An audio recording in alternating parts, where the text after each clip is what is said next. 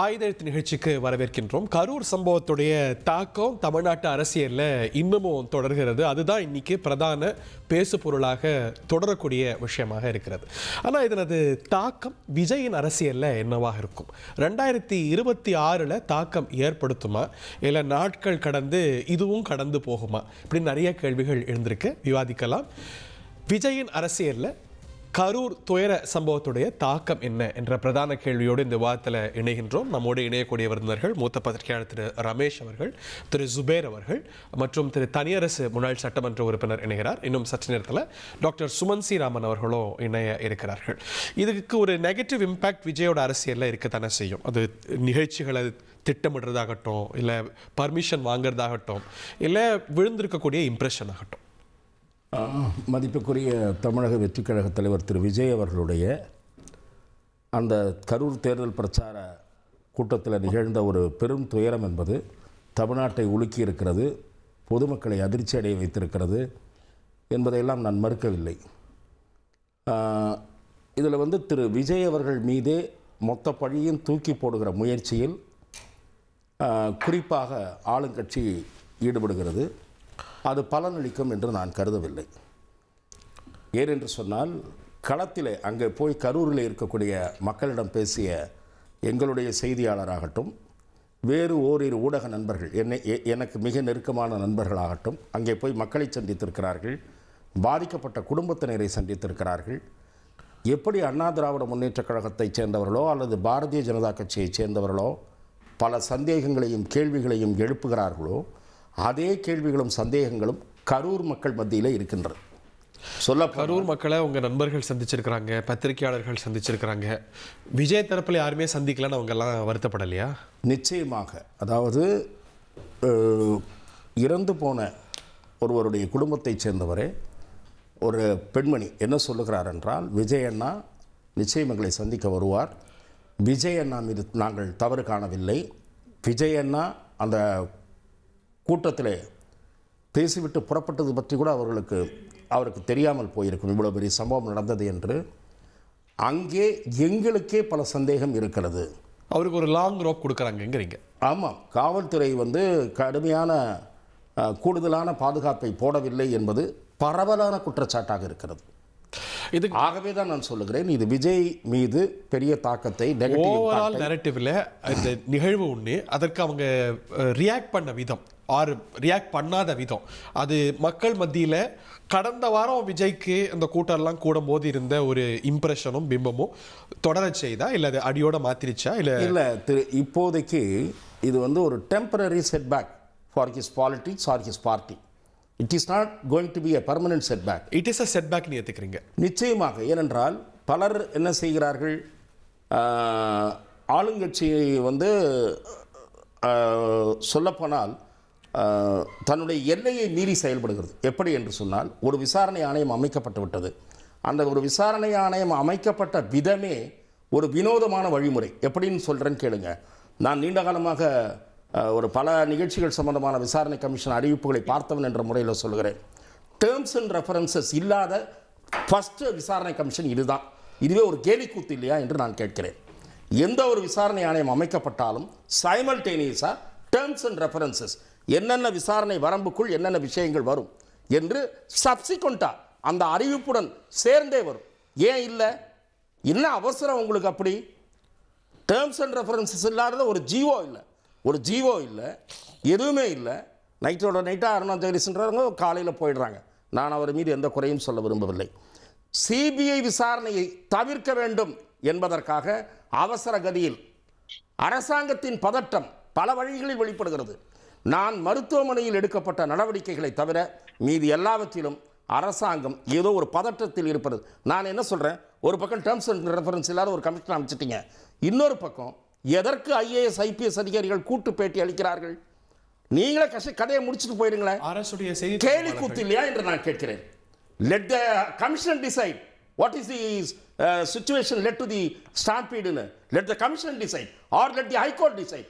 Why should the senior officials அரசு நிர்வாகத்து மேல குற்றம் சாட்டும் போது அதுக்கு அவங்க தரப்பு ஃபேக்ட்ஸ் கொடுக்க மாட்டாங்க? எதற்குன்னு நான் கேட்கிறேன். அதுக்கு தான் ஒரு விசாரணை ஆணையம் போட்டீங்கல்ல.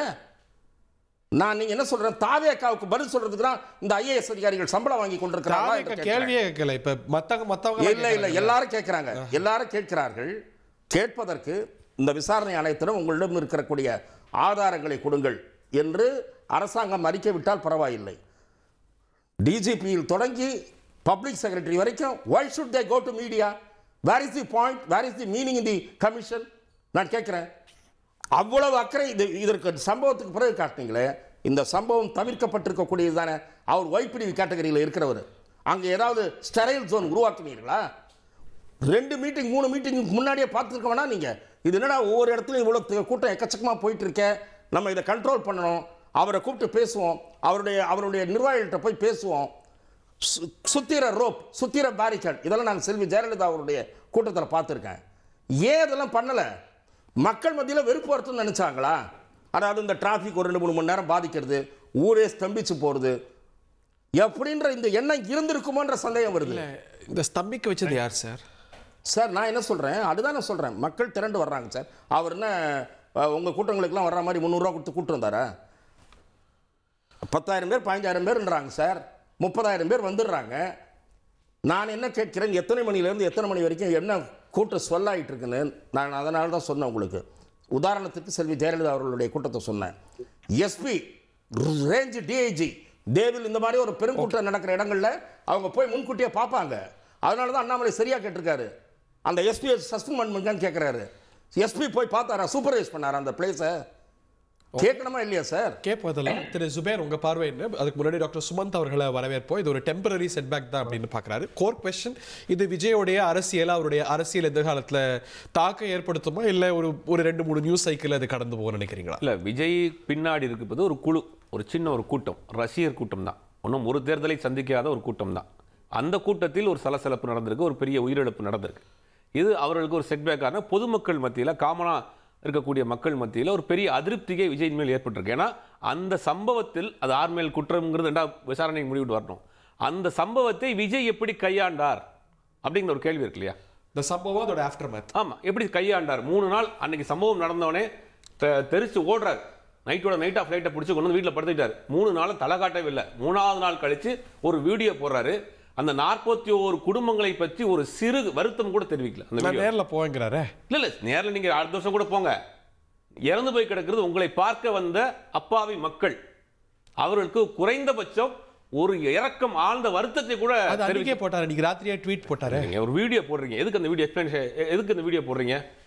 முதல்ல இந்த வீடியோ ஆரம்பிக்கிறப்ப அந்த மக்களிடம் மன்னிப்பு கேட்டிருக்கணும். நான் தாமதமாக வந்ததும் ஒரு காரணம், உங்களுடைய பாயிண்ட் ஆஃப் வியூ வச்சுக்கணும். அரசாங்கம் உங்களுக்கு பாதுகாப்பு கொடுக்கல, அரசாங்கம் தவறிடுச்சு, அரசாங்கம் கட்டுப்படுத்த முடிஞ்சிருச்சு, உங்க பாயிண்ட் ஆஃப் வியூ வச்சுக்கங்க. இவர் தரப்பினுடைய நியாயத்தை இவங்க பேசியிருக்கணுமா இல்லையா? பார்ட் அக்கௌண்டபிலிட்டி, ஓனர்ஷிப் பேசியிருக்கணும்ல. நீங்க குறைந்தபட்சம் அந்த மக்களிடம் மன்னிப்பு கேட்டிருக்கணும். விஜய் 8 மணி நேரம் தாமதமாக வந்ததுக்காக உங்களிடம் மன்னிப்பு கேட்கிறேன் அப்படின்னு பகிரங்கமா மன்னிப்பு கேட்டிருக்கணும். இவ்வளவும் செஞ்சுட்டு இவர் செஞ்ச மேல பழியை தூக்கி அரசாங்கத்தின் மேல போட்டுட்டு இவர் விலகிக்கிட்டாருன்னு என்ன அர்த்தம்? இதான கேட்குறாங்க. தமிழ்நாட்டு மக்கள் பூராமே இந்த 4 நாளாக கொதித்து போயிருக்கிறாங்க. கரூர்ல இருந்து வரக்கூடிய மக்கள் அங்கே தீவிரமாக கண்மூடி விஜயை ஆராதிக்கிற ரசிகர்கள் வேணா அது எப்படி வேணாலும் நடக்கணும்னு பார்ப்பாங்க. பொதுமக்கள் இந்த விஷயத்தை எப்படி பார்க்குறாங்க? தமிழ்நாடே கொதிச்சு போயிருக்கு. ஏன்னா ஒரு அரசியல் கட்சியினுடைய நிகழ்ச்சியில் 41 பேர் இறந்துருக்கிறாங்க. ஒரே ஒரு தாவாக்க நிர்வாகி கூட அந்த ஆஸ்பத்திரியில் கிடையாது. நீங்கள் என்ன பண்ணியிருக்கணும்? நீங்கள் அந்த இடத்துல ஒரு கேப்டனாக நின்றுட்டு நீங்கள் போனால் தான் சட்ட ஒழுங்கு பிரச்சனை. உங்களுடைய நிர்வாகிகளை ஒரு 3 மாவட்ட செயலர் அனுப்புங்க, ஒரு 100 பேர் அனுப்புங்க, பாதிக்கப்பட்ட மக்களுக்கு களத்தில் இறங்கி உதவி பண்ணுங்க, அந்த குடும்பங்களை போய் சந்திங்க, ஆறுதல் சொல்லுங்க. யாருமே போனே அட்டன் பண்றதில்ல. தாவேக்காவோட சம்பந்தப்பட்ட ஆட்கள் அந்த இடத்துல இல்ல. விஜய் பேசல. 3 நாள் கழிச்சு தான் தூங்கி எந்திரிச்சு ஒரு ஆலோசனை பண்ணிட்டு ஒரு வீடியோ போடுறாரு. லாங் டர்ம் இம்ப்ளிகேஷன் இருக்கும்னு நினைக்கிறேன். கண்டிப்பாக இந்த தாவேக்காவை பொறுத்த வரைக்கும் தமிழ்நாட்டில் மீண்டு எழுந்து வருவது மிக மிக மிக கஷ்டம்ங்கிறது என்னுடைய பார்வை. மீண்டு எழுந்து வருது கஷ்டம். ஏன்னா தமிழ்நாட்டு மக்கள் இந்த மாதிரி ஒரு அரசியலை பார்த்ததே இல்லை, இந்த மாதிரி அரசியல் கட்சி தலைவரை பார்த்ததே இல்லை. இது ஆபத்தான அரசியல். இது நாளைக்கு அவரை நம்பி வந்த 41 பேர் இறந்ததுக்கு இவரால் ரெஸ்பான்சிபிள் எடுக்க முடியலன்னா தமிழ்நாட்டு மக்களுக்கு ஏதாவது பிரச்சனை அவர் எங்க போவார்? நைட்டு போய் 2 மணிக்கு மீட் பண்ணுவார். அவரு ஒரு ரெஸ்பான்சிபிலிட்டி இல்லாத ஒரு தலைவராக விஜய் இருக்கிறார். ஒரு பொறுப்பை தன் மீது எடுத்துக்கொள்வதற்கு பயப்படுறார், அச்சப்படுறார். இப்போ இவர் எப்படி நீங்க ரெஸ்பான்சிபிளான ஒரு தலைவராக எடுத்துக்கிறாங்க தமிழ்நாட்டு மக்கள்? இந்த சேலஞ்சிங் டைம்ஸ்ல தானே ஒரு லீடர்ஷிப் டெஸ்ட் ஆகும் டாக்டர் சுமந்த். இது வந்து அவர் சொல்றாரு மீண்டு எழுந்து வரதே சிரமம் அப்படின்னு. அப்படி பார்க்கலாம். இல்லைன்னா மறதி அப்படிங்கிறது நம்ம அரசியலில் ஒரு தேசிய வியாதியா, இன்னும் ஒரு 4 பரபரப்பு செய்தி வந்தா கடந்து போகுமா, இல்லை இது விஜய் அரசியலில் ஒரு பெரிய தாக்கத்தை டிஃபைனிங் மொமெண்டா இருக்கும்னு நினைக்கிறீங்களா? ஹரி, இது வந்து ஒரு மிக மிக மிக பெரிய ஃபெயிலியர் ஆஃப் லீடர்ஷிப். இதுதான் விஜய் அவர்களுக்கு ஒரு அரசியல்வாதியாக முதல் டெஸ்ட். அந்த டெஸ்ட்ல ஒரு மிகப்பெரிய ஃபெயிலியர் தான் ஆகியிருக்கிறார் என்று தான் நாம் சொல்ல வேண்டும். நான் எல்லாத்தையும் விட்டுடுறேங்க, மற்றது எல்லாமே சரி, அவருக்கு தெரியல என்ன நடந்தது, அன்னைக்கு நைட்டு ஷாக் ஆயிடுச்சு. நீங்க நேர்ல போய் நீங்கள் பாதிக்கப்பட்ட குடும்பங்களை நீங்க பார்க்காதது ஒரு மிக மிக மிக பெரிய தவறு. அது அது நீங்க எல்லாத்தையும் எக்ஸ்கியூஸ் பண்ணிக்கலாம். இதுக்கு வந்து மக்கள் எந்த ஒரு லாஜிக்கா யோசிக்கிறவங்க, அவருடைய ரசிகர்களை விட்டுடுங்க, அவங்க அது மன்னிப்பாங்களா மன்னிக்க மாட்டாங்களா, அவர் மேல தப்பே இல்லைன்னு சொல்லிட்டு தான் இருப்பாங்களா, அது வேற விஷயம். நீங்க ஒரு ஆவரேஜா வெறும் ரசிகர்களை நம்பி உங்களால ஜெயிக்க முடியாது எலெக்ஷன்ல. ஸோ மக்களுடைய வாக்குகளும் உங்களுக்கு, பொதுமக்களுடைய வாக்குகள், ரசிகர்கள் அல்லாத இருக்கக்கூடிய மக்கள் வாக்குகளும் உங்களுக்கு தேவை. அது வராது. என்ன லீடர்ஷிப் நீங்க காட்டியிருக்கீங்க? அந்த வீடியோல போடுறீங்க இல்லையா, வீடியோ யாராவது அவர் அட்வைஸ் பண்ணி இந்த மாதிரி செஞ்சிருந்தாருன்னா அவரை வேண்டுமென்றே கவுக்க வேண்டும் என்ற நோக்கத்தோட அந்த அட்வைசர்ஸ் பண்ணியிருக்கலாம். எதனால சொல்றீங்க? ஏன்னா இல்ல ஹரி, ஃபர்ஸ்ட் 2 விஷயம் இருக்கு. தார்மீக பொறுப்பு என்று ஒரு மிக முக்கியமான ஒரு அம்சம் இருக்கிறது, மாரல் ரெஸ்பான்சிபிலிட்டி. இந்த நிகழ்வுக்கு முழு மாரல் ரெஸ்பான்சிபிலிட்டி திரு விஜய் எடுத்துக்கொள்ள வேண்டும். அது அவர் எடுத்துக்கொள்ளவில்லை. அந்த வீடியோல ஒரு இடத்துல கூட இவர்களெல்லாம் என்ன பார்க்க வந்தீங்க, என்ன பார்க்க வரும்போது இவ்வளவு ஒரு துயரமான சம்பவத்தில் இறந்தது, நான் பகிரங்கமாக மன்னிப்பு கேட்டுக்கொள்கிறேன். வரலையே. லீகல் இல்ல, லீகல் விட்டுடுங்க. இதுல என்ன நடந்திருக்கும் நான் சொல்றேன் ஹரி. யாராவது ஒரு வக்கீல் போய் சொல்லியிருப்பாங்க, நீங்க மன்னிப்பு கிண்டிப்பு எல்லாம் கேட்டீங்கன்னா நாளைக்கு உங்க மேல கேஸ் போடுவாங்க, அதை கொண்டு போய் கோர்ட்ல யூஸ் பண்ணுவாங்க. இல்லை, தார்மீக பொறுப்பு. They came only to see him. They did not come to see Bussy Anand or Nirmal Kumar. அங்க மக்கள் வந்து விஜயை பார்க்கறதுக்கு தான் வந்தாங்க. அப்போ உங்களுக்கு ஒரு பொறுப்பு இருக்கு. அதை சொல்லிவிட்டு நீங்க வந்து உண்மை வெளியே வரும், மக்கள் பேச தொடங்கி விட்டார்கள், இதெல்லாம் சொன்னீங்கன்னா அது வேற. பொறுப்பே எடுத்துக்கலன்னா அப்புறம் என்னங்க அர்த்தம் இருக்கு? So ஹரி, என்னை பொறுத்த வரைக்கும் this is a calamitous failure of leadership. சரி, வீடியோ நீங்க ஏதோ போயிடுச்சு, யாரோ சொன்னாங்க, பண்ணிட்டீங்க. ஏங்க இது காமன் சென்ஸ் இல்லையா? மக்கள் இவ்வளவு பேர், 41 பேர் இறந்திருக்காங்க, அந்த குடும்பங்களை போய் பார்க்கணுங்கிறது what are you waiting for? நாளைக்கு ஒருவேளை இந்த அரசாங்கம், சரி விஜய் கிளம்புறாரு, மேபி சனிக்கிழமை நைட் நடக்குது, ஞாயிற்றுக்கிழமை காலையில சென்னையில இருந்து புறப்படுறாரு, அரசாங்கம் அவரை தடுக்குதுன்னு வைங்க, அவருக்கு தானே அது பொலிட்டிக்கல் கெயின். அது அவர் நான் மக்களுடன் மக்களாக இருக்கிறதுக்கு நான் சென்றேன், குடும்பங்களோட கண்டோலன்ஸ் தெரிவிக்கிறதுக்கு நான் சென்றேன், என்னை தடுத்தார்கள் இந்த அரசுன்னு சொன்னா இவருக்கு தானே பொலிட்டிக்கல் கெயின் வரும். இல்ல திஸ் இஸ் என்ன, அவராவே இந்த மாதிரி சிந்திக்கிறாரா, இல்ல யாராவது ஸ்ட்ராட்டஜிஸ்ட்னு சொல்லி உட்கார்ந்துகிட்டு அவரை கவுக்கிறதுக்குன்னே இருக்கிறாங்களா, அதுவும் தெரியல. பட் இதை மீண்டு வருவது கடினம். 2026க்கு முன்னாடி அவர் நான் தான் முதலமைச்சர் வேட்பாளர் என்ற அது வந்து ஒரு கனவு தான் ஹரி. மேபி 5 வருஷம் கழிச்சு அதை பில்ட் பண்ணலாம், அதெல்லாம் தெரியாது. 2026 பொறுத்த வரைக்கும் தாவேகா தலைமையில் கூட்டணி, அதெல்லாம் வந்து இனிமே ஹிஸ்டரி, அது வயபிளே கிடையாது. ஓகே, என்னதான் நீங்க சோசியல் மீடியால நீங்க ஃபேன்ஸை வச்சு நீங்க சோசியல் மீடியா போஸ்ட் போட்டு கூட்டத்தை காட்டினால் கூட மக்கள் வாக்களிப்பதற்கு வாய்ப்பு நிச்சயமாக இந்த மாதிரி ஒரு ஒரு ஒரு பொலிட்டிக்கல் தலைமை என்ற டெஃபினிஷன், லீடர்ஷிப்போட டெஃபினிஷன் என்ன? மக்கள் துயரமாக இருக்கும் போது அவர்களுடன் நிற்பதுதான் ஒரு தலைமை. அதுதாங்க முக்கியம். அதுல நீங்க தவறிட்டு அதுக்கப்புறம் நீங்க மற்றதெல்லாம் டைலாக், அந்த அந்த வீடியோங்கிறது வந்து ஏதோ சினிமா டைலாக் மாதிரி இருக்கு. என்னை வந்து இது பண்ணுங்க, என்ன மற்றவங்களை பண்ணாதீங்க. மாவட்ட செயலாளரை அரெஸ்ட் பண்ணியிருக்காங்க. ஏதேனும் ஒரு அப்போசிஷன் பாத்தீங்களா டிவி கேட்டு? அப்போ மற்ற மாவட்ட செயலாளர்கள் என்ன நினைப்பாங்க? நாளைக்கு நமக்கு இது நடந்தாக்க அவர் கையை கழுவிட்டு போயிடுவாரு. அதான் சொன்னாரு, கேட்கலையா? சிஎம் சார் என்ன வேணா தொட்டு பாருங்க, நான் வீட்டுல தான் இருக்கிறேன், தோழர்களை தொடாதீங்க. ஒரு நிமிஷம், மாவட்ட செயலாளரை கைது பண்ணிருக்காங்க. என்ன எதிர்வினை டிவிக்கு? ஒரு இடத்துல ஒரு ப்ரொடெஸ்ட் ஆர்கனைஸ் பண்ணாங்களா? இந்த வீடியோ தான் எதிர்வினையோ? இந்த வீடியோவே எதிர்வினையா? இந்த மாதிரி என்ன வந்து இது பண்ணுங்க, மத்தவங்களை யாரும் எதுவும் பண்ணாதீங்கன்னு. பட் ஹரி, நீங்க லாஜிக்கலா பாருங்க, தமிழ்நாட்டுல மக்கள் என்னதான் வந்து இது வந்து ஒரு matter of the heart Hari. நேர்ல பாதிக்கப்பட்ட குடும்பங்களை போய் பார்ப்பதுங்கிறது வந்து அதுக்கு பெரிய அட்வைசர்ஸ் இருக்கணும், உங்களுக்கு ஸ்ட்ராட்டஜி பிளானிங் பண்ணணும்ங்கிற அவசியமே கிடையாது. Okay, point taken. மனசுல உங்களுக்கு அந்த ஃபீலிங் வரணும்ல. அந்த ஃபீலிங் வராத நபர் எப்படிங்க ஒரு பெரிய தலைவர் ஆக முடியும்? Point taken doctor. முன்னாள் சட்டமன்ற உறுப்பினர் போறதுக்கு முன்னாடி திரு ரமேஷ் பதில் சொல்லுங்க. ரெண்டு பேரும் வைக்கக்கூடிய விமர்சனத்துடைய சாராம்சம் ஒண்ணுதான். இந்த கிரைசிஸ்க்கு காரணம் யார்? அட்மினிஸ்ட்ரேஷன் இல்லையா?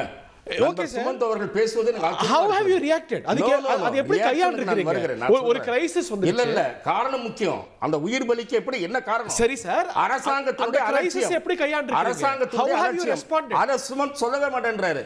போலீஸ் வந்து shirking its responsibility. Police failure. Intelligence எதற்காக இருக்கிறது? இன்டெலிஜென்ஸ் டிபார்ட்மெண்ட் எதற்காக இருக்கிறது? அவருக்கு எவ்வளவு கூட்டம் வருதுன்னு தெரியாதா? போற இடங்கள்ல எவ்வளவு வந்துட்டு இருக்குன்னு. This is 6th meeting, not first meeting. 6th meeting, first, second, third, கிராஜுவலா கூட்டம் இன்க்ரீஸ் ஆயிட்டு இருக்கு. போலீஸ் 500 போட்டன் கதை விடுறாங்க. அந்த மீட்டிங்ல அவ்வளவு இல்லவே இல்ல. ஹரி, நான் வரேன் doctor. Yes doctor. Hari, the point is not about அரசாங்கம் சரியா செயல்பட்டுதாங்கிறதே பாயிண்ட் இல்ல. அரசாங்கம் ஒரு நிமிஷம் இருங்க சார். அரசாங்கமிடமும் பொறுப்பு இருக்கிறது என்பதில் மாற்று கருத்து இல்லை. Stop with the state government. ஆனால் குடும்பங்களை நீங்கள் போய் பார்க்காமல் இருப்பது ஒரு மிகப்பெரிய தவறு. அதுல நீங்க எவ்வளவு வாட்டி சொன்னாலும் அதுல மாற்று கருத்து இல்லை. நான் அது தவறு இல்லை என்று சொல்லவில்லை. நான் அதை தவறு இல்லை என்று சொல்லவில்லை. பிளண்டருங்க அது. சார், பிளண்டராவே இருக்கட்டும் சார். சார், நான் பிளண்டர்னு ஒத்துக்கிறேன் மிஸ்டர் சுமன். நான் கேட்கிறேன், போலீஸ் உடைய லெத்தார்ஜிக் ஏன் பேச மறுக்கிறீர்கள்? போலீஸ் உடைய லெத்தார்ஜிக் ஆட்டிட்யூட் ஏன் பேச மறுக்கிறீர்கள்? Police lethargic attitude. ஏங்க ஒரு நிமிஷம் இருங்க. நீங்க சொல்ற அந்த பாயிண்ட் நான் முன்னாடியே போஸ்ட் பண்ண பாயிண்ட். அது பிரஸ் கான்ஃபரன்ஸ்ல ஒரு கமிஷன் ஆஃப் என்கொயரி வச்சுக்கிட்டு எல்லாமே எங்க மேல எந்த தப்பும் இல்லைன்னு மீடியாவுக்கு நீங்க மூத்த அரசு அதிகாரிகள் எப்படி சொல்லலாங்கிறது நான் ஏற்கனவே 2 நாள் அன்னைக்கு பிரஸ் கான்ஃபரன்ஸ் நடந்த அரை மணி நேரத்துல நான் போஸ்ட் பண்ணது. அதை நான் ஏற்றுக்கொள்கிறேன். ஆனால் விஜயை பொறுத்த வரைக்கும் அவருடைய பிஹேவியர் லீடர்ஷிப்புக்கு ஏற்ற வகையில் இல்லை. அதை நீங்க ஏத்துக்கணும். நீங்க அதுக்கு எவ்வளவு வந்து நீங்க கவர் அப் பண்ணாலும் ஒண்ணுமே இல்லைங்க. ஃபேமிலிஸை போய் பார்த்து அடுத்த நாள் அவர்களுடன் முழுமையாக இருந்திருந்தால் இன்னைக்கு நம்ம இதை பத்தியே பேசிட்டு இருக்க மாட்டோம். நம்ம வந்து விஜய் வந்து ஃபியூச்சர் பாதிக்கப்பட்டிருக்குமா அரசியல் ரீதியாக அப்படிங்கிற பேச்சுக்கு இடம் இல்ல. இறந்தவங்க எல்லாம் கணிசமானோர் அவரை உயிராக இருக்கிறார். நான் கேட்கிறேன், சிமிலாரிட்டி 44 பேர் இறந்த போது போனார்களா இங்க இருந்து உடனே எல்லாரும்? முதலமைச்சரோ அமைச்சர்களோ மொத்த அமைச்சரோ எங்க போச்சா? 44 பேர் உயிரிழந்தார்கள். உள்ளூர் போலீஸ், உள்ளூர் ஆளுங்கட்சியினுடைய ஒத்துழைப்பு இல்லாமல் கள்ளசாராய விற்பனையே நடந்திருக்க முடியாது. 44, 40, 50, 45, 50 பேர் உயிரிழந்தார்கள். என்ன what is the reaction of the government? புதிதாக அமைக்கப்பட்டிருக்கிற ஒரு அரசியல் கட்சி அதனுடைய தலைவனுடைய முதல் டெஸ்டும் 40-50 ஆண்டு காலமாக ஆட்சியில் இருக்கக்கூடிய ஒரு கட்சி அதை இது எப்படிங்க ஒப்பிடுறீங்க? ஏன் போல அவங்க போனாங்களா? அப்ப ஃபர்ஸ்ட் டெஸ்ட் இதுதான் அவருடைய ஃபர்ஸ்ட் டெஸ்ட். அந்த ஃபர்ஸ்ட் டெஸ்ட்ல ஃபெயில் ஆயிட்டாரு. அதுதான் நீங்க ஏத்துக்கணும். அதை வந்து மாற்று கருத்தே கிடையாது. ஏன் இப்ப கூட சொல்லுங்க, ஏன் போகலன்னு சொல்லுங்க, பதில் சொல்லுங்க பார்க்கலாம். அதேதான் நான் கேட்டேன். கள்ளச்சாராய மரணத்தப்ப ஆட்சியை சம்பந்தப்பட்டவர்கள் எல்லாம் போனாங்களா?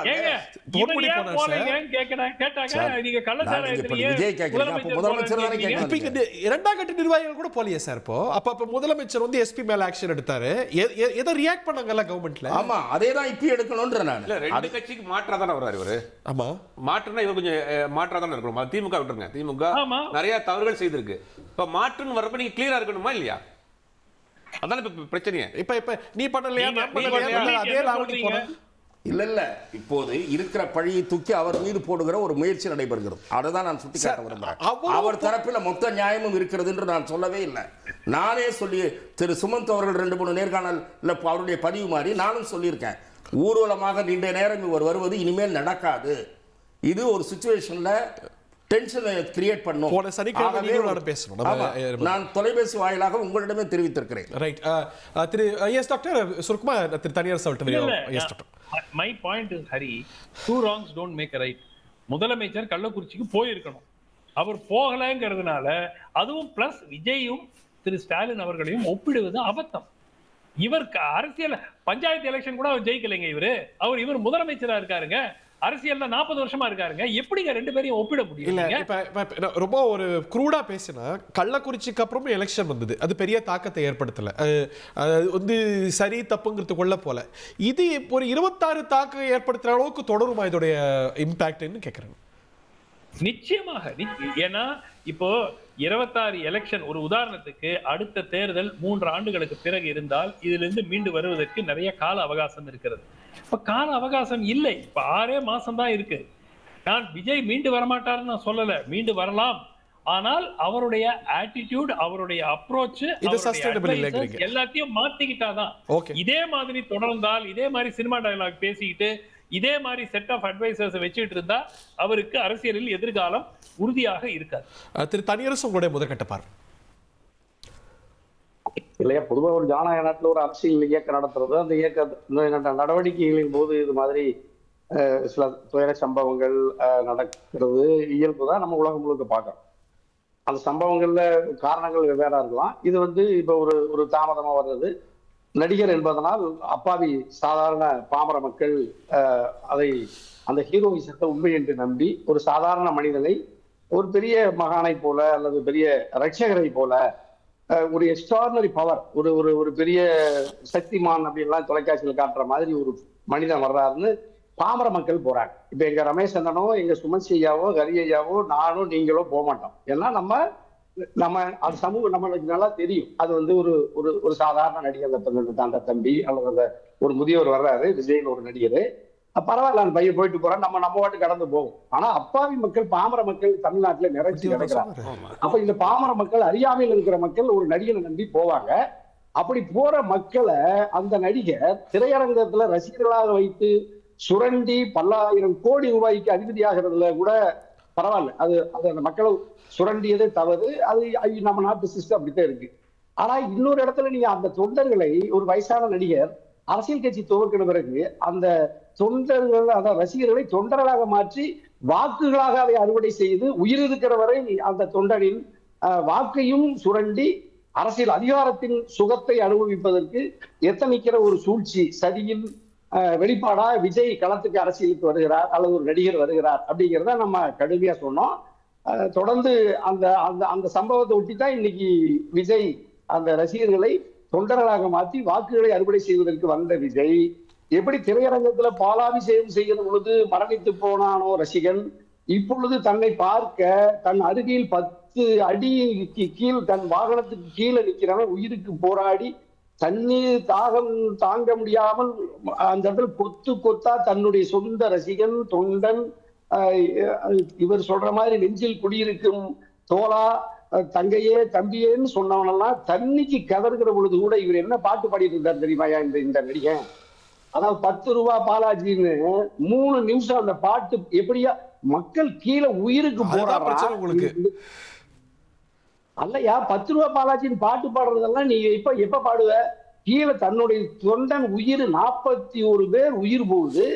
10 ரூபாய்க்கு பாட்டுக்கு 10 ரூபாய் வச்ச பாலாஜினால ஒரு பெனிஃபிட் ஆஃப் டவுட் கொடுத்தா அவருக்கு அந்த சமயத்துல அந்த மேக்னிட்யூட் ஆஃப் சிச்சுவேஷன் நமக்கு புரியறதுக்கே ஒரு மணி நேரம் ஆச்சு. அந்த மேல இருந்து அவருக்கு 41 பேர் இறந்துட்டாங்கன்னு ஒரு ஸ்டாம்பீடு உருவாயிருக்கணும், ஒரு இந்த பிரச்சனை உருவாயிருக்கணும், அவரால் அதோட மேக்னிட்யூட் உணர முடியுமா? அதுதான் இந்த சுமசியா சொன்னாங்க.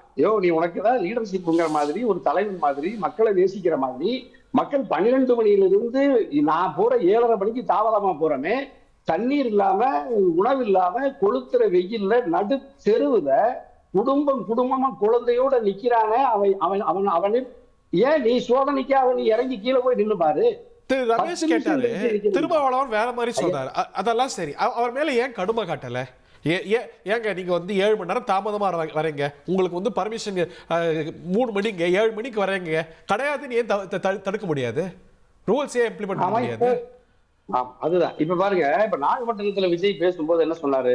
என்ன என்னைய கையாட்டக்கூடாது, கண்ணாடி இறக்க கூடாது, எத்தனை நிதி கட்டுப்பாடுகள், 24 கட்டுப்பாடு இந்தியாவில் யாருக்கு இல்ல? என்ன சிஎம் சார் மிரட்டி பாக்குறீங்களா? நான் யாருக்கும் பயப்பட மாட்டேன், அதுக்கு ஆள் இல்ல சார். நான் என் மக்கள்கிட்ட அனுமதி வாங்கிக்குவேன். எனக்கு இந்த சட்டம், நீதிமன்றம், இந்த மத்திய அரசு, மாநில அரசு எல்லாம் எனக்கு ஒண்ணு தூசு அப்படின்னு சொல்ற விஜய். ஆனா நான் சொன்ன இப்ப எங்க ரமேஷ் ஐயா சொல்றதுல நான் உடன்படுறேன். இந்த அரசு ஒரு பலகீனமான அரசு, இந்த முதலமைச்சர் ஒரு அச்சப்படுகிற ஒரு பலகீனமான முதலமைச்சர். எங்க புரட்சி தலைவர் அம்மாவை மாதிரி இருந்திருந்தா ஒரு நிமிடம் கூட இந்த விஜயால விதியை மீறி பரப்புரையை நடத்த முடியாது. அப்படி மீறி நடத்தியிருந்தா இந்த விஜய் இந்நேரம் சிறையில் இருந்திருப்பார், குண்டாஸ் போட்டப்பட்டிருக்கும், அந்த வண்டி ஜப்தி செய்யப்பட்டிருக்கும், அந்த கட்சி தடை செய்யப்பட்டிருக்கும், பனையூர் அலுவலகம் சீல் வைக்கப்பட்டிருக்கும். இந்த விஜய் எல்லாம் ஒரு சாதாரண நடிகர் 41 பேர்த்த கொண்டுட்டு நாட்டில் இருக்கிற எல்லா வகையான அரசியல் சமூக சீரமைப்பையும் சீர்குலைச்சிட்டு ஒரு பயங்கரவாதி அல்லது ஒரு தீவிரவாதி அல்லது ஒரு நக்சலைட், ஒரு மாவோயிஸ்ட்னு சொல்றவங்க கூட 41 பேர் உயிரிழப்புக்கு காரணமா இருந்ததில்லை. இறந்தது பிற்பாடு இளவு வீட்டுக்கு வரமாட்டாரு. ஏன் வரமாட்டாருன்னு கேட்டா மறுபடியும் சட்டம் ஒழுங்கு பாதிக்கும். அப்படின்னா நீ வீட்டை விட்டு வெளியே வந்தா நாட்டுல அமைதி சீர்குலையும்னா அப்ப நீ யாரு? ஒசாமா பின் லேடனை விட இன்னும் இருக்கிற உலகத்தில் இருக்கிற பயங்கரவாதி எல்லாம் கூட வெளியே வந்தா உயிருக்கு ஆபத்து இல்ல. ஆனா விஜய் வெளியே வந்தா நாட்டுல அமைதி சீர்குலைக்கும், சட்டம் ஒழுங்கு பாதிக்கும்னா நீ யாரு முதல்ல? அப்ப நீ மக்களை நேசிக்கிற ஒரு நடிகர்னா மக்கள் உன்னை கொண்டாட வேண்டும். மக்கள் உன்னை சாறை சாறையாக அமைதியாக உன்னை நேசிக்கிறது என்ன தவறு இருக்கு? காஞ்சி பெரியவர் ரோக குரு எங்க பெரியவர் வந்தா யாராவது ஒருத்தர் எங்கேயாவது போய் உலகத்துல யாராவது இப்படி கைகால் முறிஞ்சிருக்காயா, வேர்வை வந்திருக்காயா? எத்தனை பேர் ஒழுக்கமா இருந்து பாக்குறாங்க? அத்திவரதர் ஐயாவை பாக்குறாங்க, திருப்பதியில ஏழுமலை ஐயாவை பாக்குறாங்க, இவ்வளவு ஒழுக்கமா இருக்காங்க. நீ எப்படி நீ விஜய் வெளியே வந்தா எல்லாரும் பாதிக்கும்னா அப்ப நீ உனக்கு கட்சியை ரத்து பண்ணிட்டு அரசியல் கட்சியில் நீ முதல் நடத்தாத, வீட்டை விட்டு வெளியே வராத, ஒழுக்கமா சினிமாவில நடி, இல்லைன்னா ஒழுக்கமா வீட்டுல இருந்து உன் சொந்த தொழிலை பாரு. உன்னால கட்சி நடத்த முடியாது, நிர்வாகிகள் கிடையாது, கட்சியில் யாரு பயிற்சி இல்லாத ஆதவர்ச்சினா யாரு? நீ போட்ட புத்தியானது யாரு? எல்லாம் எந்த கட்சியிலிருந்து வந்திருக்காங்க? எந்த பயிற்சியும் இல்லாத, அரசியல் அக்கறை இல்லாத, மக்களை நேசிக்காத, இனத்தை நேசிக்காத, மொழியை நேசிக்காத, சட்டத்தை நேசிக்காத, காவல்துறையை மதிக்காத, முதலமைச்சர் அரசாங்கத்தையே மதிக்காத, ஒன்றிய பாஜக அல்லது திமுக ஸ்டாலின் அரசையே மதிக்காத, Y3+ பாதுகாப்பு வச்சிருக்கிற மத்திய அரசாங்கம், அதை மதிக்கிறியா? சுத்தி நின்றவங்கள உனக்கு பவுசரா? அவங்க மத்திய அரசாங்கத்தினுடைய பாதுகாப்பு அதிகாரிகளா? யாருமே இல்ல. ஒரு நான் கடுமையான வார்த்தையில நம்ம தொலைக்காட்சியுடைய கௌரவம் கருதி பேச சங்கடப்படுறேன். மத்தவங்க ஒசாமா பின் லேடன் போயிட்டே ஐயா, நீங்க வேற சைக்கோன்னு சொல்றாங்க, பைத்தியம் சொல்றாங்க. மனநலம் பாதித்த ஒரு மனநலம் பாதித்த ஒரு நான் சொல்லல ஐயா, நான் சத்தியமா நான் சொல்லல ஐயா. நீங்க நெறியாளர் ஒரு நடுநிலையானவங்க எனக்கு தெரியும். ஆனாலும் ஒரு சேடிஸ்ட், ஒரு சைக்கோ, ஒரு மனநலம் பாதித்தவர் வந்து மக்கள் அப்படி வர்றாங்க. நான் சொல்லலையா, சமூக வலைத்தளங்கள் சொல்றாங்க, பெரிய அரசியல் கட்சி தலைவர்கள் சொல்றாங்க, பெரிய யூடியூபர் சொல்றாரு. நான் சொல்லல, மாரிதாஸ் ஐயான்னு சொல்லி ஒரு யூடியூபர் இருக்காரு, மிகப்பெரிய பாஜகவுடைய ஆதரவாளர். அவரு சொல்றாரு, மருத்துவர்கள் சொல்றாங்க. ஆகவே எங்க சுமசியார் சொல்றாரு. ஓகே, லக்ஸரி ஆஃப் டைம் இல்ல திரு ரமேஷ். அரசியலுக்கு செயல்படுறதுக்கு சில மாதங்கள் தான் இருக்கு. இப்போ தடைகள் வரும்ல இயல்பாகவே. இன்னைக்கு வந்து கூட்டங்களுக்கு பெர்மிஷன் கிடைக்காது, நிறைய கட்டுப்பாடுகள் இருக்கும், கோர்ட்டு கூட கட்டுப்பாடுகளை விதிக்கலாம், இப்படி நிறைய வாய்ப்புகள் இருக்கு. அவருடைய யூஎஸ்பியா பிரம்மாண்டமான ஒரு கூட்டத்தை தான் இவ்வளவு நாள் அவர் ப்ரொஜெக்ட் பண்ணி வந்தார். அது நிச்சயமாக அது தடைப்படும், இல்லை அதற்கு கண்டிஷன்ஸ் வரும். ஸோ எப்படி முன்னகரும்னு நினைக்கிறீங்க தாவேக அரசியல்? இல்லை, இப்போ வந்து இந்த அதிர்வு என்பது அடுத்த ஒரு சில வாரங்கள் தான் இருக்கும். நீதிமன்றம் என்ன அதை எப்படி பார்க்க போகுதுன்னு பார்க்கணும். ஏன்னா நாட் ஓன்லி பெயில் அப்ளிகேஷன்ஸ் எல்லாம் விடுங்க, அது ரெண்டாவது விஷயம். சிபிஐ விசாரணை கேட்குற மனு மீது நீதிமன்றம் என்ன முடிவெடுக்க போகுது? இஃப் கோர்ட் வந்து decides to refer this case with CBI ன்னு வச்சுங்க, it will be look as a setback to the state government. எவ்வளவோ கேஸ் இல்ல இவங்க வந்து சில கேஸ்களை வலிய ஒப்படைக்காமல் பிடிவாதமாக மறுத்து அப்பீல்லாம் போறாங்க. சில கேஸ்ல ஹைகோர்ட்ல குட்டு வாங்கி ஒப்படைக்க வேண்டியிருக்கு. ஆம்ஸ்ட்ராங் கேஸ் ஒரு கிளாசிக் எக்ஸாம்பிள். ரீசெண்டாக இவங்களுடைய விசாரணையில் குளறுபடி இருந்ததுன்னு அந்த ஆம்ஸ்ட்ராங்களுடைய மனைவி, ஆம்ஸ்ட்ராங்களுடைய கட்சிக்காரங்க இதை இவர்கள் மறுத்து வந்தார்கள். விசாரணை யாரையோ நோக்கி போகுது, திசை திரும்புதுன்னு. அண்மையில் the high court has order for a CBI probe. அதனால் இந்த வழக்கு எப்படி எடுத்துக்கொள்ள போகிறது? இப்போ கரூர் லெவலில் தான் அந்த இன்வெஸ்டிகேஷன் நடந்துகிட்ருக்கு. They are filing petition and it is coming before Madurai bench of high court. அது என்ன ஆக போகுதுன்னு பார்க்கணும். நிச்சயமாக நீங்கள் சொல்வது போல் ரோட் ஷோக்கு அனுமதி கிடைப்பது கடினமாகும். அவர் ஒரு பப்ளிக் மீட்டிங்கில் தான் அட்ரஸ் பண்ண வேண்டிய நிலைமை நேரிடலாம். நண்பர் சுபேர் அவர்களோ அல்லது திரு சுமந்த் அவர்கள் கூறுவதைப் போல நான் நினைக்கவில்லை. திரு விஜய் அவர்களுக்கு திரும்பவும் கூட்டம் வரும். ஆகவே அவருடைய அரசியலில் பின்னடைவு ஏற்படும் என்று நான் நினைக்கவில்லை. திரு விஜய் அவர்கள் காஷியஸாக இருக்க வேண்டும். அதாவது அவர் சொன்ன பாயிண்ட் எல்லாம் நான் மோஸ்ட்லி அக்ரி பண்ணி நான் ஏற்கனவே பேசி காஷியஸாக இருக்கணும்னு இன்னொரு தரப்பா அட்வைஸ் பண்ணுறாங்க. பாஜக அவங்களை கையில் எடுக்கும், சிபிஐ போச்சுன்னா அங்கே போச்சு, அவங்க இது ஒரு லெவரேஜாக எடுத்துப்பாங்க. இதெல்லாம் கற்பனையான அல்லது ஹைப்போதெட்டிக்கல் ஒரு இதுதான். அது என்ன சொல்கிறது, நம்முடைய தியரி அல்லது நம்ம அப்படி பார்க்கலாம். அது அவர்களுடைய கோணத்திற்கேற்ப பார்க்கலாம். திமுகவையே பிஜேபி பி டீம் என்று தான் விஜய் விமர்சித்து கொண்டிருந்தார். இப்போ அவர் மறுபடியும் பேச ஆரம்பித்த பிறகு தான் நம்ம என்னன்னு பார்க்கணும். இதற்கு நடுவில் அதிமுக முழுவதுமாக அவரை சார்ந்து நிற்கிறது. அதை நாம் மறந்துவிடக்கூடாது. தமிழ்நாட்டினுடைய பிரதான எதிர்க்கட்சி திரு விஜய் பக்கம் தான் நிற்கிறது. காவல்துறை தான் பிளேம் பண்ணுகிறது. பாஜகவும் அப்படித்தானே. ஒரு 8 எம்பிக்கள் குழு அதே நிலை தானே எடுத்து போறாங்க. ஸோ அதெல்லாம் ஒரு முடிச்சு போடப்படுது. இல்லை நிச்சயமாக அது காரணம் அவங்கன்னா அப்படியே பிளைனாக அந்த நிலை எடுக்கிறாங்க. அங்கே போய் பேசுகிறாங்க, அவங்களுக்கும் தெரியுது. இரண்டாவது கிரைசிஸ் அவரை என்டிஏ மடியில் சாய்க்கும் நினைக்கிறீங்களா? இல்லை, என்டிஏ மடியில் சாய்க்கும் என்று நான் நினைக்கவில்லை. ஏன்னா அதுக்கு என்ன தடையாக இருக்கும்னா அவர் தான் முதலமைச்சர் வேட்பாளர் என்ற நிலையில் உறுதியாக இருக்கும் வரை அதற்கான வாய்ப்புகள் மிக குறைவு. திரு எடப்பாடி பழனிசாமி அவர்களும் விஜயோட கூட்டணியை விரும்பக்கூடியவர் தான். நிச்சயமாக அவர் விரும்பி முயற்சித்து அதன் பிறகுதான் அவர் இந்த ஒரு கிரைசிஸை பயன்படுத்திக்கிட்டு இதை பாருங்க உங்களை அவங்க நெருக்கடி செஞ்சிருவாங்க, எங்க கூட இருந்தா தான் உங்களுக்கு இது அப்படின்னு பல்வேறு வகையில் ஓவர் சூஸ் போகும். அதை நாம் பொறுத்திருந்து தான் பார்க்க வேண்டும். ஆனால் விஜய் அவர்களுடைய அரசியல் இதன் காரணமாக மங்கிவிடும் என்று நான் நினைக்கவில்லை. ஒரு ரீஓரியன்ட் ஆவார் நினைக்கிறீங்களா, இல்ல ஒரு கொண்ட கொள்கையில உறுதியாக தான் இருப்பார் நினைக்கிறீங்களா? நிறைய விதமான செய்திகள் வருது. அமித்ஷா ரீச் அவுட் பண்ணாருன்னு பண்ணலன்னு, இல்ல அவர் ராகுல் காந்தி காலை தான் எடுத்து பேசினார்னு, அவங்கெல்லாம் உறுதி செஞ்சாதான் நமக்கு தெரியும். பட் அது ஒரு ரீஓரியன்டேஷனை கொடுக்குமா, இல்ல அது அவர் பாதையை வகுத்துட்டார் அந்த பாதையில தான் போவார் நினைக்கிறீங்க? முன்னாடி சொன்னீங்க என்டிஏனுடைய மடியில் சாஞ்சிருவாருன்னு. என்டிஏனுடைய மடியில் வளரப்பட்ட ஒரு நபர் தான் விஜய். தேசிய ஜனநாயக கூட்டணியின் ஓட் ஸ்பாய்லராக தான் தமிழ்நாட்டில் அவர் பயன்படுத்துகிறாங்க. ஏன்னா அவருடைய அரசியல் செயல்பாடுகள், பொது மேடைகளில் அவர் பேசுகிற அவங்களுக்கே ஓட் ஸ்பாய்லராக இருக்கலாம்ல. அதிமுக ஓட் எடுத்தாருன்னா அது என்டிஏக்கு ஓட் ஸ்பாய்லர் அவர் இல்லை. இது அதிமுக பாஜக கூட்டணிக்கு எதிரான வாக்குகள் ஒரு அணியில் போய் விழுந்துடக்கூடாது. இல்லை அப்படி நம்மளால சொல்ல முடியல. அவர் வாங்குற வாக்கெல்லாம் அதிமுக இல்லை, அது முதல் தலைமுறை வாக்காளர்கள் தான் விஜய் முதல்ல பிரிக்க போகிறார். ஒரு 18 ஒரு 25 வயசுக்குள்ள இருக்க வாக்காளர் தான்.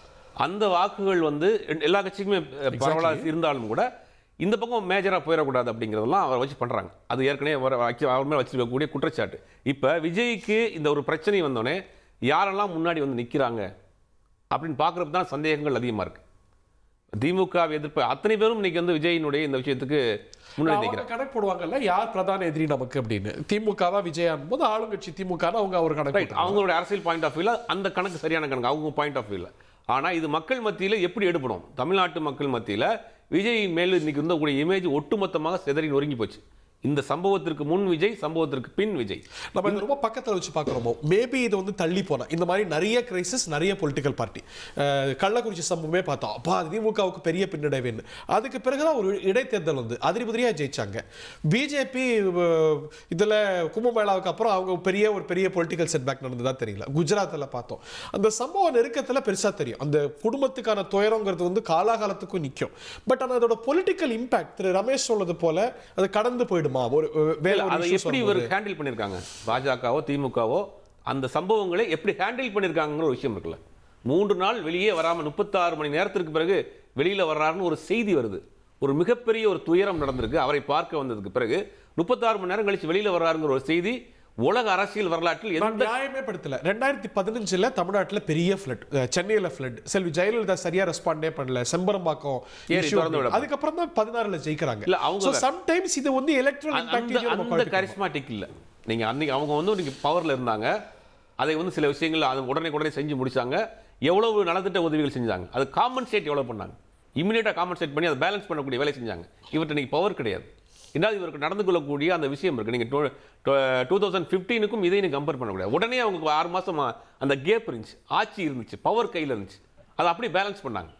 டக்குன்னு எல்லாருக்கும் பார்த்தீங்கன்னா தெருவோர கடையில் இருக்கவங்களுக்கு சிறு 5000 ரூபா கொடுத்து டக்குன்னு பண்ணி அதை மேட்ச் பண்ணிட்டாங்க. இவர் பேலன்ஸ் பண்ண முடியாது. எப்படி பேலன்ஸ் பண்ணுவீங்க, எப்படி மறைப்பீங்க? நடந்துருச்சு ஒரு சம்பவம். அந்த சம்பவம் அதை வச்சு உங்களுக்கு ஒரு அரசியல் பண்ண தெரியல. குறைந்தபட்சம் அந்த சம்பவத்தை வைத்து ஒரு அரசியல் பண்ண. நீங்க ஆளுங்கட்சி மேலே குற்றச்சாட்டு வைங்க. அது அந்த ஆளுங்கட்சி எஃபெக்டிவா பண்றீங்களா? பண்ணலையே. நீங்க குறைந்தபட்சம் என்ன பண்ணிருக்கணும், நீங்க கரூர்ல இருந்தா உங்களுக்கு சட்டம் ஒழுங்கு பிரச்சனை வரும், எனக்கு அவருக்கு பாதுகாப்பு இல்லைன்னு சொல்லலாம். நீங்க திருச்சியில வந்து தங்கிக்கிட்டு அங்க இருக்க சுத்தி இருக்கக்கூடிய 4 மாவட்ட செயலாளர்களை நீங்க ஸ்பாட்டுக்கு போங்க, களத்துக்கு போங்க. வலியுறுத்துற விஷயம், அந்த கிரைசிஸ்க்கு யார் காரணம்? போலீஸோட ரெஸ்பான்சிபிலிட்டி, விஜய் கட்சியோட ரெஸ்பான்சிபிலிட்டியை தாண்டி அந்த கிரைசிஸ் வந்ததுக்கு அப்புறம் மற்ற பிளேயர்ஸ் திமுக கூட விட்டுருங்க, அதிமுகவா பிஜேபி அப்படி ரெஸ்பாண்ட் பண்ணுது, விஜய் எப்படி ரெஸ்பாண்ட் பண்றாரு? அவங்க ஒரு நான் அதை ஏற்கிறேன். திரு சுமந்த் அவர்கள் சொல்லும் போதே நான் அதை ஏற்கிறேன் என்று சொன்னேன்.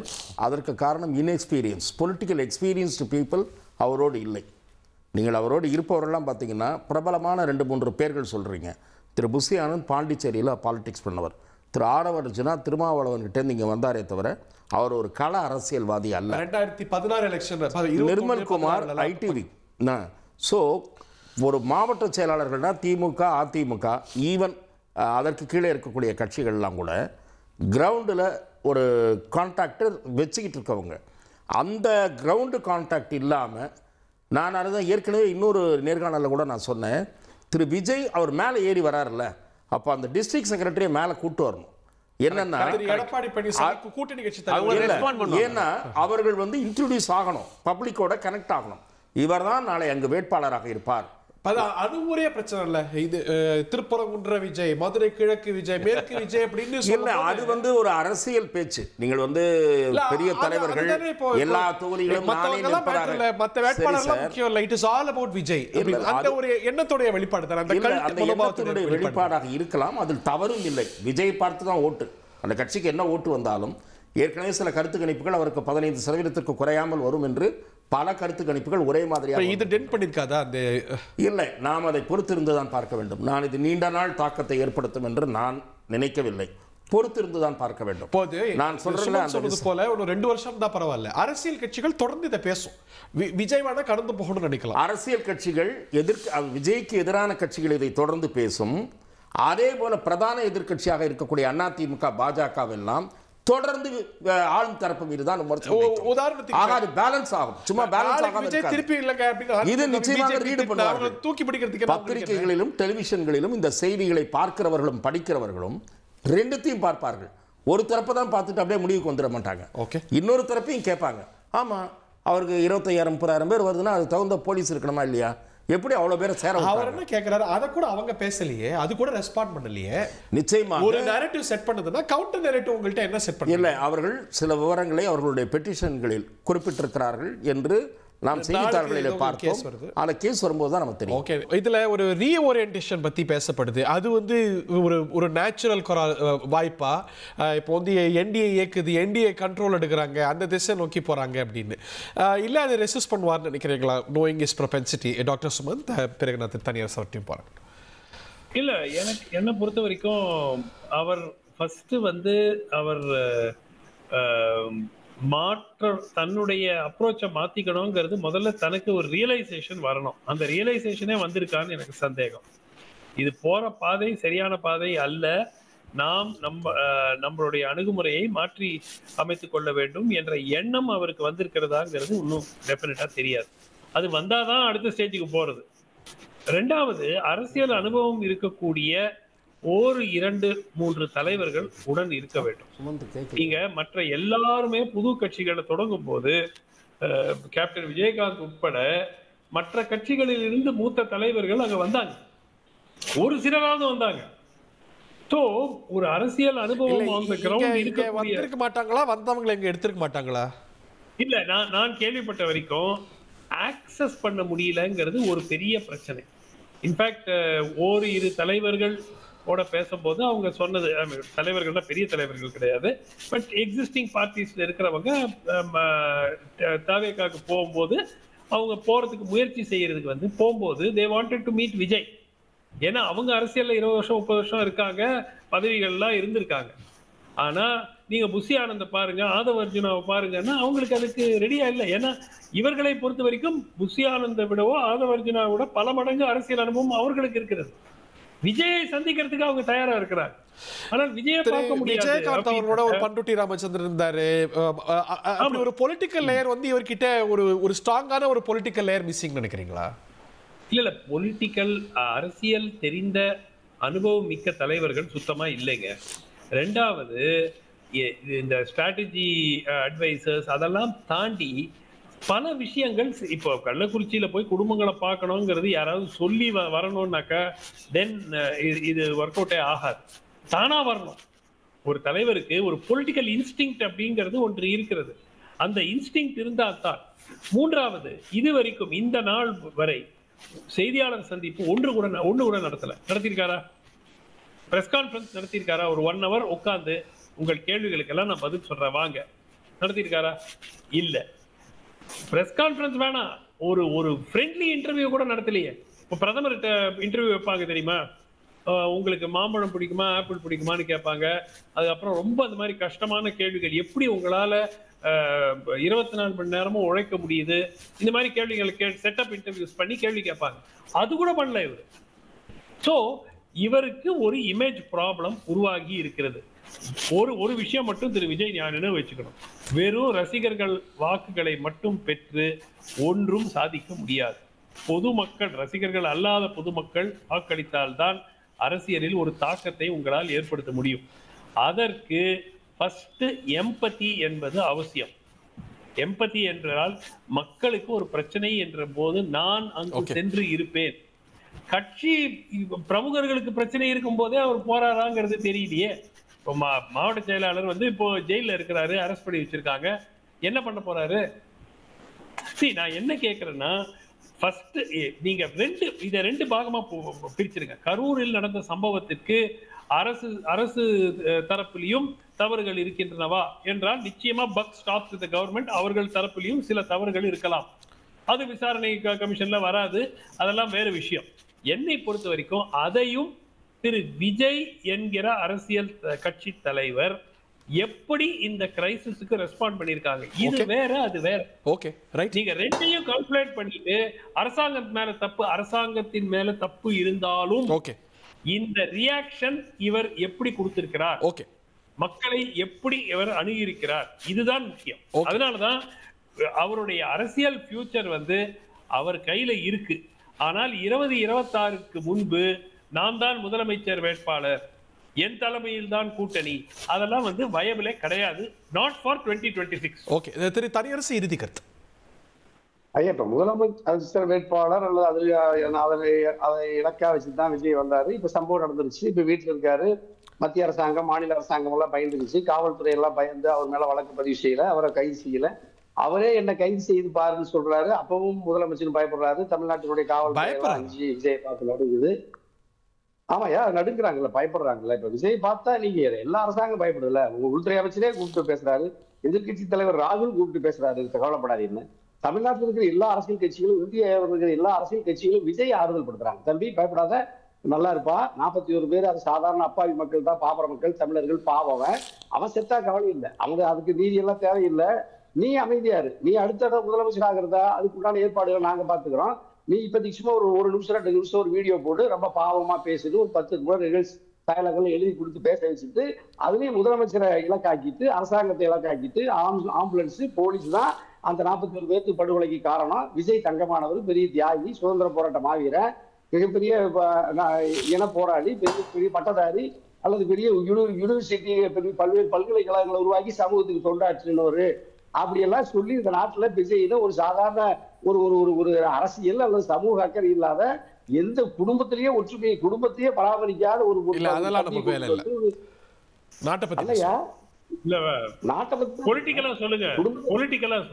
ஐயா ஐயா ஏன் நீங்க எல்லாரும் குடும்பத்துல இல்ல நம்ம தவறு சொல்லலங்கிற. அப்படின்னா நீங்க அப்படின்னா அவருடைய குணநலன் எப்படி இருக்கும்? ஒரே ஒரு குடும்ப நபரோடு கூட வாழாத ஒருத்தர், பக்கத்து வீட்டுக்காரோட வாழாத ஒருத்தர், அந்த தெருவில் யாரோடையும் பேசாத ஒருத்தர், அந்த ஊரோட யாரும் கனெக்ட் ஆகாத ஒருத்தர். நீங்க சுமன் ஸ்ரீராமன் சொன்னீங்க, யாரையும் அசஸ் பண்ண முடியல, யாருமே அணுக முடியல. ஏன் அப்ப நீங்க உங்க கட்சிக்காரனே அணுக முடியல? இப்ப நீங்க பொதுச் செயலாளர் புஷியானந்த் எங்க இருக்காரு? அதை விடுங்க, நீங்க இப்ப இவ்வளவு நாளா பேசுறோம், பரவாயில்ல. இப்ப புஷியானந்த் தானே இப்ப எங்க தலைமறைவா இருக்காருன்னு சொல்றீங்க? தனிப்படை போலீஸ் தீவிரமா தேடுதுன்னு சொல்றீங்க. ஒரு ஜனநாயகத்தில் பதிவு செய்யப்பட்ட ஒரு அரசியல் கட்சியினுடைய பொதுச் செயலாளர் ஏன் வெளியே ஓட்டிட்டீங்க? எங்க தப்பிச்சு போறீங்க? எங்க இருக்கிறீங்க? காவல்துறையில் தேடப்படுறீங்க. ஏன் அப்படின்னா நீங்க மக்கள்கிட்ட போய் சந்திக்கல. பொதுச் செயலாளரே பாதிக்கப்பட்ட மக்களிடத்துல புஷியானந்தே பேசல. ஆதவர்ஜனா ஏன் டெல்லிக்கு ஓடுறாரு? இப்படி எல்லாம் பல நெருக்கடிகளுக்கு ஆளாகி ஒரு தகுதி இல்லாத ஒரு கட்சியை கொண்டுட்டு வந்து தமிழ்நாட்டு மக்கள் மத்தியில ஏற்கனவே பல நெருக்கடிகளுக்கு ஆளாகி போராடி இருக்கிற ஒரு தமிழக வெற்றி கழகம் தமிழ்நாட்டு மக்களுக்கு எதிரானது. தமிழ்நாட்டு மக்களுக்கான எந்த உரிமையை வென்றெடுப்பதற்காக தத்துவம் இல்லாத சிந்தனை இல்லாத ஒரு தமிழக வெற்றி கழகத்தான் தமிழ்நாட்டு மக்களுக்கு துன்பம் தான் வருகிறது, விடியல் கிடைக்காது. ஆகவே தமிழ்நாட்டு மக்கள் விஜயை தமிழக வெற்றி கழகத்தை நிராகரிக்க வேண்டும், நிராகரிப்பார்கள். டாக்டர் சுருக்கமா இவர் மேல எந்த தப்பு இல்லைன்னு அவரே சொல்லிட்டாரு. உண்மை வெளியே வரும், உண்மை வெளியே வரப்போகுது இல்லையா? ஏன் திரு புசி ஆனந்தும் சிடிஆர் நிர்மல்குமாரும் நேரா போய் காவல்துறையிடம் நாங்கள் we are cooperating with the police for investigation ஏன் போகல? இல்ல என்ன காரணம்? இல்ல இவர் சொல்லிருக்கணும்ல, தலைமறைவுன்னு போட்டு தனிப்படை போலீஸ் தேடுதுன்னா என்ன ஒரு இம்ப்ரஷன் கொடுக்குது அந்த அரசியல் கட்சியை பத்தி? இறுதி கருத்து. தமிழ்நாட்டில் கடந்த 50 ஆண்டுகள்ல போராட்ட களத்திலிருந்து தான் தலைவர்கள் உருவாகியிருக்காங்க. சந்தர்ப்ப சூழ்நிலையினாலேயோ இல்ல திரைப்படத்திலிருந்து வந்தோ யாரும் உருவாகல. எம்ஜிஆரா இருந்தாலும் சரி, அண்ணாவா இருந்தாலும் சரி, கலைஞராக இருந்தாலும் போராட்ட களங்களில் இருந்து தான் தலைவர்கள் உருவாகி ஆட்சி அதிகாரத்தை பிடிச்சிருக்காங்க. சினிமா துறையில் மற்ற துறைகளில் இருந்தோ வானத்திலிருந்து குதிச்சு யாரும் உருவானது சரித்திரமே கிடையாது. விஜயும் அந்த மாதிரி ஆகுவதற்கான வாய்ப்பு இல்லை. இப்படி ஒரு சம்பவம் நடந்தது பிறகு அவர் கையாண்ட விதம் என்கிறது மிக மிக மோசமான ஒரு சூழ்நிலையை உருவாக்கி வச்சிருக்கு. கண்டிப்பாக விஜய் தமிழ்நாட்டு அரசியல் இருந்து அப்புறப்படுத்தக்கூடிய ஒரு சக்தியாக மாறுவார். கிரைசிஸ் தான் ஒரு லீடர்ஷிப்பை டிஃபைன் பண்ணும். செல்வி ஜெயலலிதா இந்த சட்டமன்ற சம்பவத்திலேருந்து அவங்க ஒரு டிஃபைனிங் மூமெண்ட்டாக இருந்தது. இந்த கிரைசிஸ் அவர் எப்படி ஹேண்டில் பண்ணார்? இனிமேல் இதுலேருந்து அவர் கற்க வேண்டிய பாடம், இந்த கிரைசிஸிலிருந்து அவர் பாடம் கற்றுக்கொள்வார். அரசியல் மயமாக, அதாவது ஒரு அரசியல் கட்சி ஆர்கனைஸ்டாக எப்படி செயல்பட வேண்டுமோ அப்படி செயல்படுகிற முனைப்பில் அவர் அந்த பாதையில் பயணித்தால்தான் மக்களுடைய ஆதரவு கிடைக்கும். அந்த பாதையில் பயணித்தால்தான் மக்களுடைய ஆதரவு கிடைக்கும். ஆனால் இந்த ஒரு சம்பவம் மட்டுமே அவருக்கு அரசியல் ரீதியாக பெரும் பின்னடைவாக மாறிவிடும் என்று நான் நினைக்கவில்லை. இது ஒரு நீண்ட கால இம்பாக்ட் இருக்க போகுதா, இல்லை ஒரு நடுத்தர காலத்துக்கு இருக்க போகுதா, இல்லை பல அரசியல் விவகாரங்களை நம்மளை மறக்க செய்தது போல இன்னொரு பல விஷயங்கள் இது பின்னுக்கு போகுதா அப்படிங்கிறத வரக்கூடிய நாட்கள் தான் சொல்லும். எப்படி பார்த்தாலும் இது அந்த குடும்பத்துக்கு இது மறையலாம், தொடரலாம். இந்த குடும்பங்களுக்கு ஏற்பட்ட காயமும் வலியும் அப்படிங்கிறது காலாகாலத்துக்கும் மறையாது. பட் இதோட பொலிட்டிக்கல் இம்ப்ளிகேஷன்ஸ் என்னங்கிறத வரக்கூடிய நாட்களில் பார்ப்போம். நிகழ்ச்சியில் பங்கு கொண்ட விருந்தினர்கள், பார்த்தனர்கள் அனைவருக்கும் நன்றி, வணக்கம்.